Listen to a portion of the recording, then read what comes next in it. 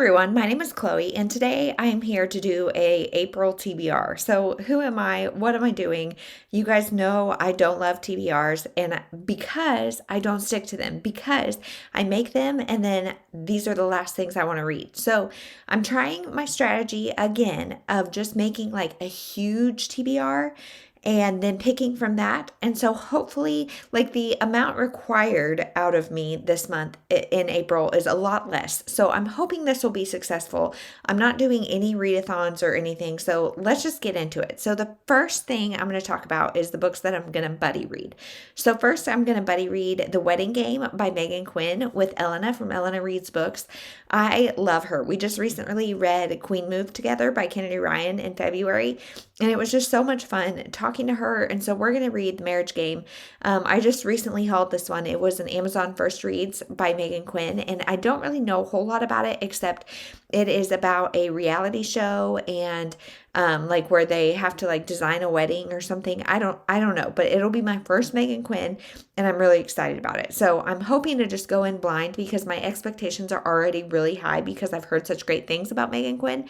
So I'm not going to try to I'm going to try to go in without expectations. So you'll also see this TBR is huge and just things that I picked off my shelf. So I don't know a whole lot about a lot of them. So I'm going to need some of you guys to like give me input. So the next buddy read that I'm going to be doing is The Broken Girls by Simone St. James. So this has been on like every month's TBR and I don't know why I haven't gotten to it. So thankfully, Tara from Buzzword Books asked if I want to read this. And so this I know is dual timelines about this like boarding school and something kind of sinister or maybe paranormal that happens there. I don't really know, but I've heard great things.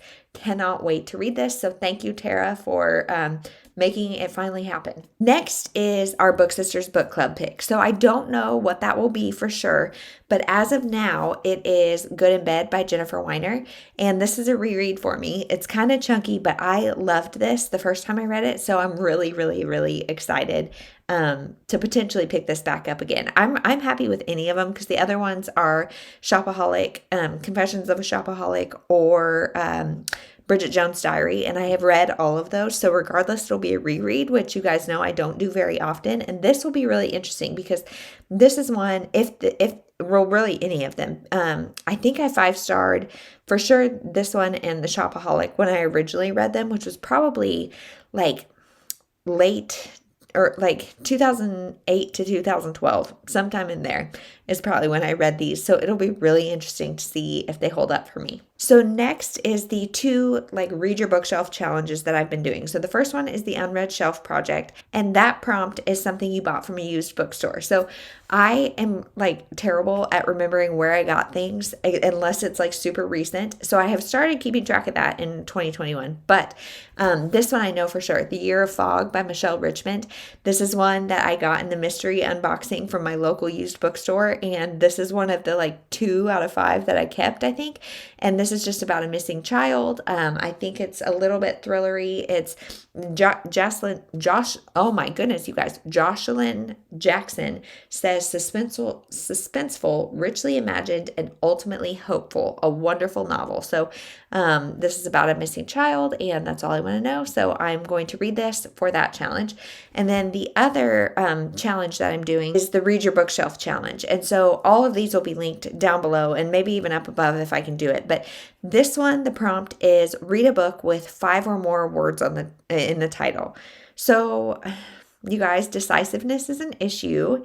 And so I have 10 to pick from. So this hopefully will help me like stick to this TBR. So the first one is The Fire Between High and Low by Brittany C. Cherry. This is one of her Element series and one of the only ones, I think there's 2 that I have not read yet. And so I want to get through her whole backlist. So I would just go ahead and read this one. Then we've got Eleanor Oliphant is Completely Fine by Gail Honeyman. This was going to be on my backlist readathon, I think, TBR, and then I ended up not picking it up. And so I just want to know, like, everybody has such differing opinions on this. I just want to know, where do I stand? Then this one, I'm kind of intimidated, but We Were the Lucky Ones by Georgia Hunter. I have heard so many good things about this. This is just about a family right before World War II breaks out. And I have heard such great things that like my expectations are through the roof. So I'm really hoping I like this one. Next is The Rejected Writers Book Club, and this has like this buttery soft cover. I love this, by Suzanne Kelman.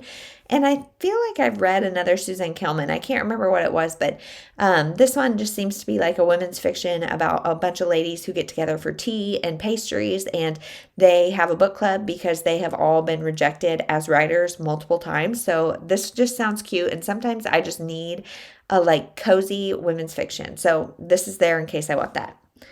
Then we've got The Brightest Star in the Sky by Marian Keyes. So I used to love Marian Keyes. Then I started reading some of her memoirs, and I was like, I don't know if I really care for her as much as I thought I did. And like some of her books, both before that and since then, have been really big hits, and some have been really big misses. So I don't know where this will fall, but this is like almost 500 pages, and all of her books, she's an Irish author, so I should read this for the Irish Readathon. That's maybe, I'm filming this March 23rd, so this might get read here in March still. We'll have to see about that. But this one is almost 500 pages. Hers are always really chunky. This one has been on my shelves for years and years and years and years and years. So it's time to read it. Next is The Truth About Comfort Cove by Tara Taylor Quinn. So this is just a Harlequin super romance.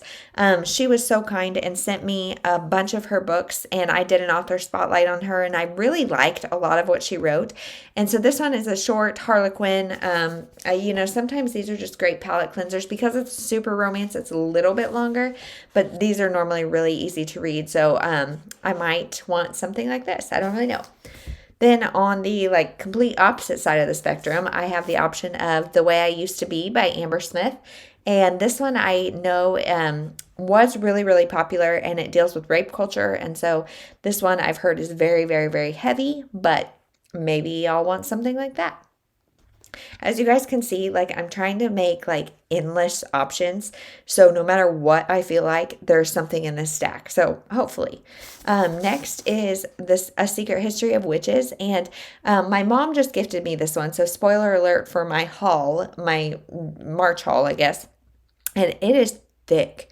And I want to know why she got this one for me. So I'm gonna try it and see what I think. My expectations are probably the lowest of this one, so we'll just see. Like I said, the curiosity, I will probably read this for sure in April. So, we'll see. We'll see what I think. Hopefully, it'll wow me.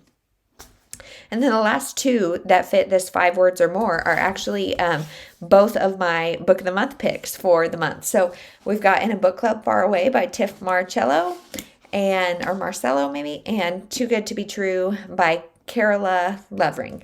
This one I know is a thriller, and this one is a women's fiction. So I don't know. Both of the, I got book of the month from my husband for Christmas, and I really want to make sure that I'm staying on top of them. And so I may pick up one of these and be really on top of it. So we'll just see.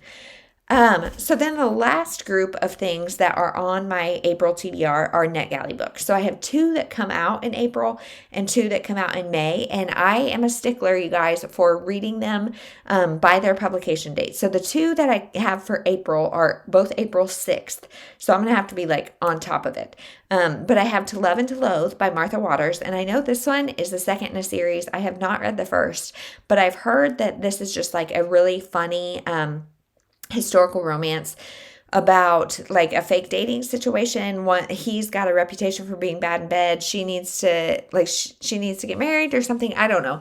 But I'm thinking if I like this one, maybe I'll go back and read the first, but my expectations are low. I don't know why. I think the illustrated cover or something got me. I don't know why I requested it, but I'm going to read it. So then the other one that I have that comes out April 6th is Mother May I by Jocelyn Jackson. That was on my March TBR, and I have yet to read it. So this one is about a woman who I think she sees this kind of witchy woman following her, and then her kid goes missing or something. Again, I try not to know a lot about thrillers, and so that one comes out April 6th. I will be reading it within the next couple weeks. Then I have It Had to Be You by Georgia Clark, and this one comes out May 4th. And this one is blurbed as like being like one of those movies like Valentine's Day or He's Just Not That Into You or something, where there's just a ton of different like chick lit kind of rom-com storylines that all come together, and it looks so sweet. I really want to pick it up, and it comes out May 4th. So I will probably get to it in April, but maybe not till the end of the month. And then the other arc that I have is Excuse Me While I Ugly Cry by Joya Goffney.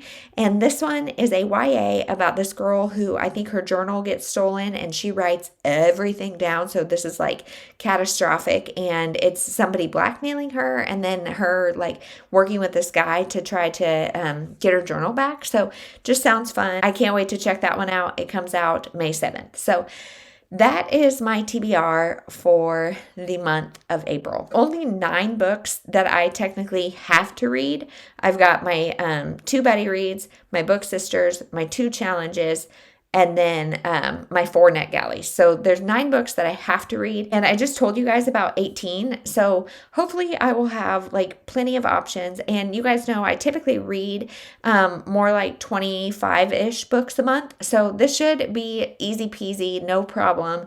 Let me know of those ones that I had 10 options for. Let me know which ones you would pick, or if there's any that I should really avoid or anything. Let me know your thoughts. So that is it. What are you guys doing in April? Are you doing any readathons? There are some great ones coming up, and I'm just choosing to sit them out because I'm so like TBR'd out. So unfortunately, I'm not going to be doing any, but tell me which ones you guys are doing. Maybe if it's like a weekend one or something, I'll jump in. But yeah, that's my plan for now. That is it. Thank you so much for watching. We'll see you in the next one.